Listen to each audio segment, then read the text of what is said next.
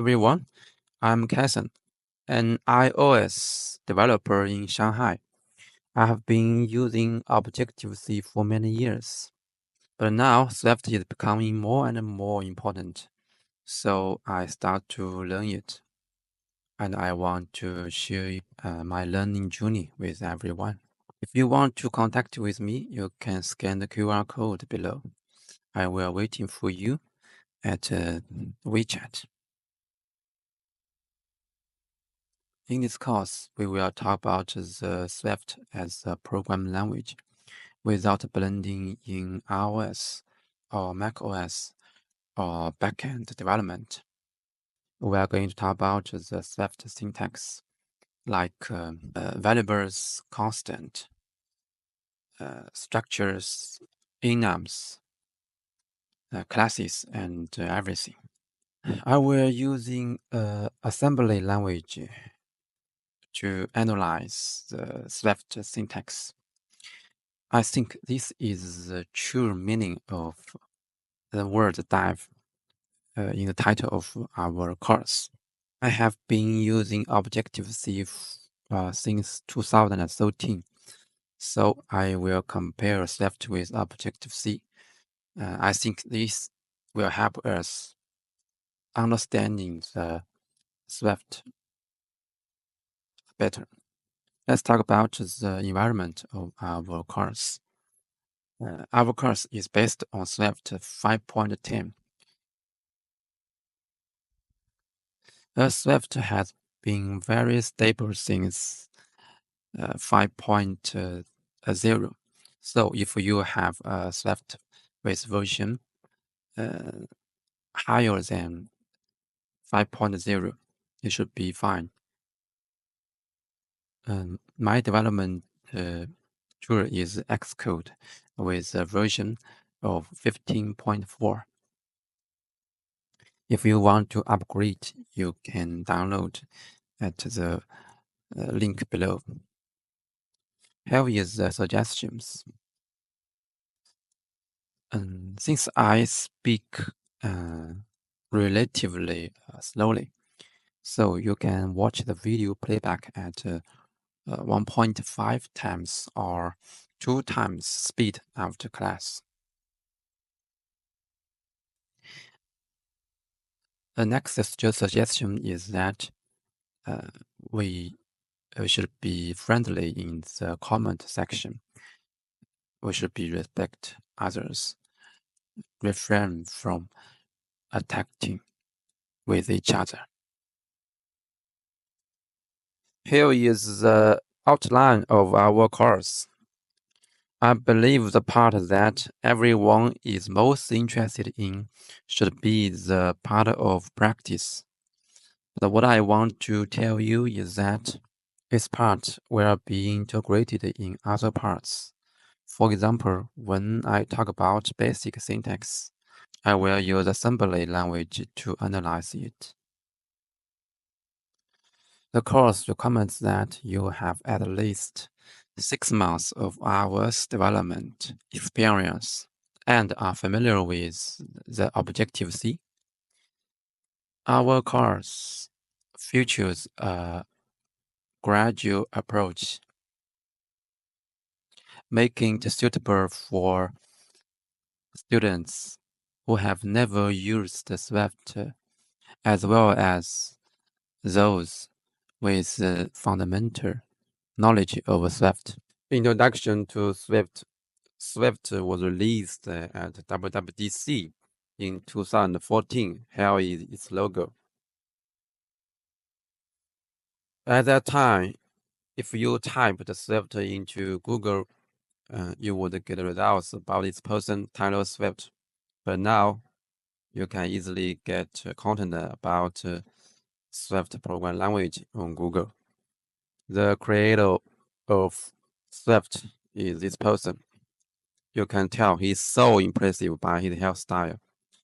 In fact, he's the author of Clam and the main initiator of LLVM project.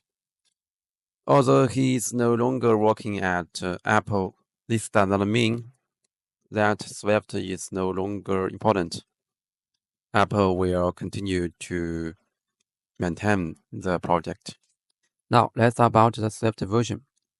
Swift has undergone many significant updates from its release to its current stability.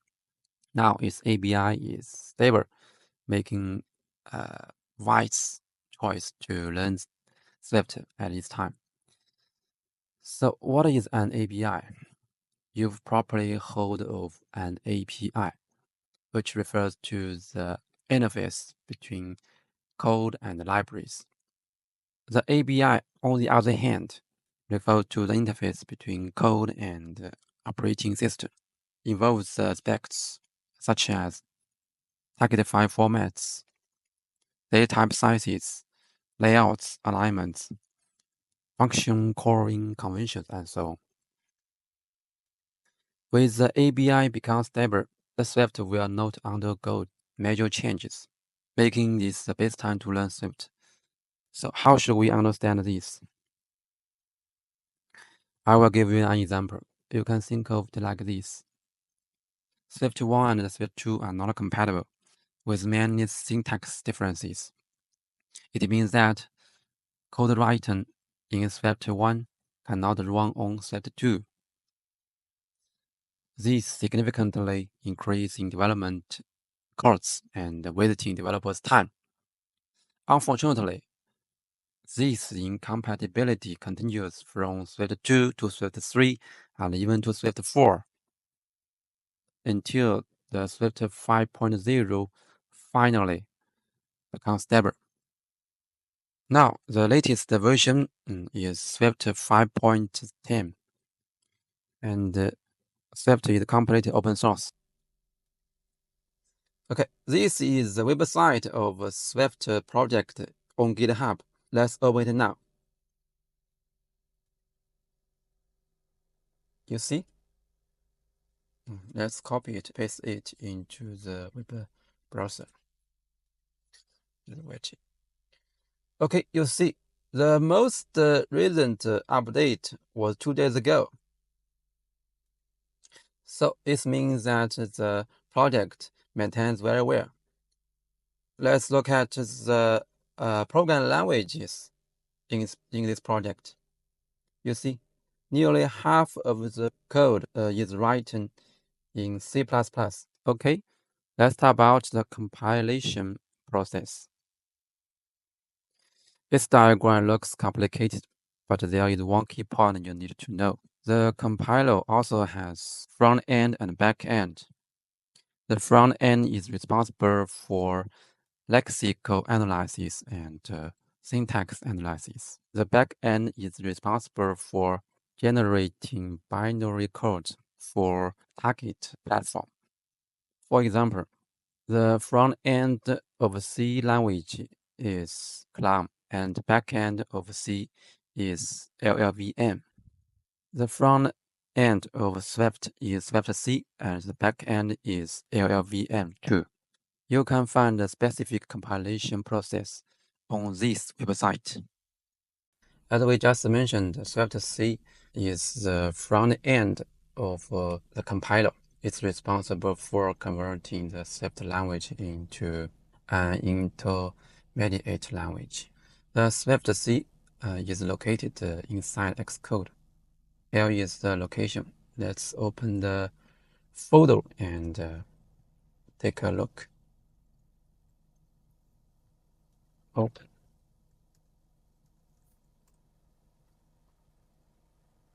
Okay, it's here. swiftc is an alien pointing to Swift front end. We can use swiftc in the terminal. Just input swiftc -help. There are so many options here, and we can take a look some of them. First is the dump AST, and then emit IR and SIL. This is a kind of it will emit the language specific to Swift.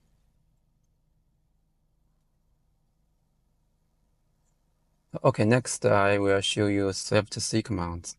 Before that, I will revisit this diagram and open the website. This website. Let's open it. This website shows the Swift compiler process. We can see that the process, including pacer, after that it will generate an abstract syntax tree, AST, and then it will generate SIL. SIL means Swift Intermediate Language, and there it will do some optimizations, and then the LR. Okay, we are clear that the Swift code first will convert into AST and then convert to SIL, and then IR, and then assembly. Finally becomes executable. I will use these 4 commands to show you the compilation process. Before that, we should have main.swift file. I have done this, and we can see it. I will show you what's in that. Okay, it's just one line, hello world. And then I will use this command. Okay. This is abstract syntax tree. Something we can't understand. And then is emit SIL. Also, some kinds of language we can't understand. It means Swift Intermediate Language. The third is emit IR. Emit IR file we can share.